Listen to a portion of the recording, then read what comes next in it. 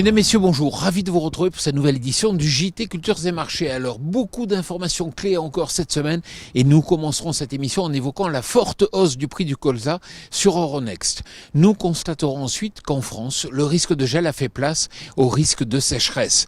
Puis, nous tenterons de comprendre pourquoi la tension reste forte sur le marché du maïs. Enfin, nous évoquerons le potentiel de production des blés en Ukraine. 35 € par tonne en seulement une semaine. La hausse du colza n'en finit plus sur Euronext. La zone de résistance des 500 € par tonne a même été franchie sur l'échéance août 2021. Ce n'est pas étonnant car on atteindrait à peine 990 000 hectares de colza pour la récolte française 2021, soit les plus faibles surfaces depuis 1997. En prenant du recul, le devenir du colza n'est pas évident, avec des conditions de semis souvent compliquées, des ravageurs problématiques et des impasses techniques grandissantes.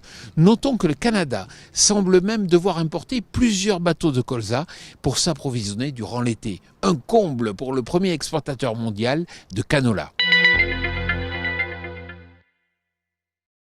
La météo s'acharne sur les cultures. Après les fortes gelées de ces dernières semaines, c'est désormais la sécheresse qui fait son retour. Certaines régions souffrent plus que d'autres, par exemple le sud-ouest de la France où des exploitations sont déjà contraintes d'irriguer. Je vous le dis chaque semaine, la tension des bilans actuels ne permet pas un incident climatique au risque de générer un tsunami sur le weather market.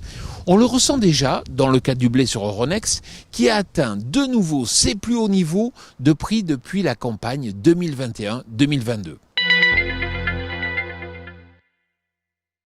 Les disponibilités en maïs sont limitées aux États-Unis et en Ukraine car ces deux pays arrivent à la fin de leur campagne export. L'Amérique du Sud pourra-t-elle prendre le relais ?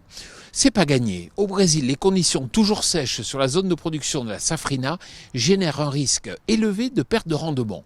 En Argentine, le potentiel de production de maïs a été révisé à la baisse de 5 millions de tonnes par rapport à l'année dernière. Or, les Chinois sont toujours très demandeurs et cet effet de ciseau tend le marché et soutient les cours du maïs.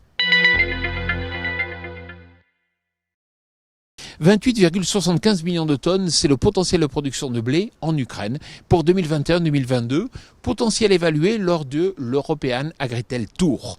Cela constituerait un record historique qui s'explique par une hausse des surfaces et des conditions climatiques favorables. Mais rien n'est encore joué, tout dépendra bien sûr du climat des prochaines semaines.